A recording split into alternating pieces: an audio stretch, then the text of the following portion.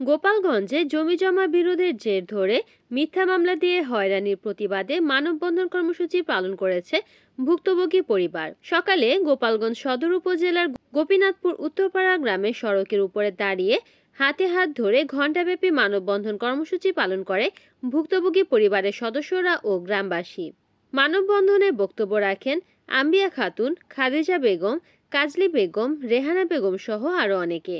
এ সময় বক্তারা বলেন, কেসের উপর কেস আর কি চালাই যাচ্ছে। তাকে বাড়ি তার ঘরে সে নিজে আগুন দিয়ে সে আমাকে হ্যারাস করতেছে। আমি আর একজনকে সাথে এই কেস কালেকশন করে নিজের ছেলের ফাঁসা পুড়ায় সামনে পুড়াইয়ে রান্নাঘরে আগুন ধরাইয়ে এরকম করছে।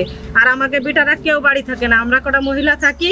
ওনার এই ব্যবসায় এরকম, ওনার ছেলে চাকরি করে এই বিডিআর এর নাইম মোল্লা, সে উপস্থিত থাকে এখানে আইসে এই কাজটা সে ওই দিনই করাইছে, যে রাত্রে আইসে স্যার তারপরের দিন সকালেই ধরাইছে শুক্রবার। গোপালগঞ্জ সদর থানার ভারপ্রাপ্ত কর্মকর্তা ওসি মীর মোহাম্মদ সাজিদুর রহমান বলেন, গতকালকে ভোর সকালে অনুমান 5টার দিকে মেরি গোপীনাথপুর এলাকায় মানে একটা ঘর পড়ে যায়। এটা কিভাবে পড়ে যায় এখনো নির্ণয় করা হয় না। কিন্তু ফায়ার সার্ভিসের লোকজন আসছিল, ওনারা নেবাইছেন। আমরা ওনাদের সাথে যোগাযোগ রক্ষা করে আসছি যে কিভাবে ওনারা একটা অপিনিয়ন দিবে কিভাবে ঘরটা পড়ে গেল। তো এখন এটাকে কেন্দ্র করে একটা মামলা হয়, মামলাতে একজন গ্রেপ্তার আছে। আমরা সার্বিক এটা তদন্ত করে যাচ্ছি। রিপোর্ট করেছেন গোপালগঞ্জ প্রতিনিধি হাবিবুল্লাহ খান হাবিব, NN TV।